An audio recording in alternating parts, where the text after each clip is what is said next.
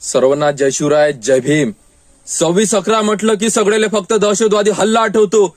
पण याच दिवशी बाबासाहेबांनी या देशाला संविधान अर्पण केलं आणि या देशानं ते संविधान अंगीकृत केलं आणि या देशात लोकशाही बळकट करण्याचा वाटा जर कोणाचा असेल तर तो बाबासाहेबांचा आहे. ही बाबासाहेबांची पुण्य आहे. अन्यायाविरुद्ध लढण्याची ताकद बाबासाहेबांनी दिली.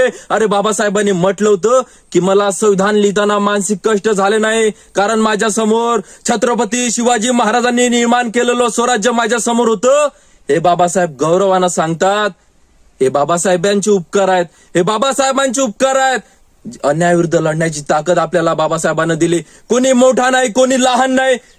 हे बाबासाहेबांचे उपकार आहे. सगळ्यांना समान वाटा दिला. हे आरक्षण बाबासाहेबांनी दिलं. हे रिझर्वेशन बाबासाहेबांनी दिलं. त्याच्या भरोशावर आपल्यापाशी आर्थिक सुबत्ता आली. घर आला, पैसा आला, गाडी आली, बंगला आला, नोकरी आली आणि छोकरी बी आली.